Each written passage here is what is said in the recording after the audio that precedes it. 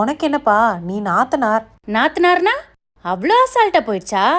வீட்டில் இருக்க அம்புட்டையும் ஆட்டையை போட்டு நான் கல்யாணம் பண்ணிட்டு அவன் கல்யாணத்துக்கு அப்புறம் புது அண்ணிக்கிட்ட மனசார எல்லாத்தையும் கொடுக்குற மாதிரி கொடுத்து அண்ணனை எமோஷனல் பிளாக்மெயில் பண்ணி அவனை சொரண்டி அதுக்குள்ள எனக்கு சீமந்தமே வந்துடும்.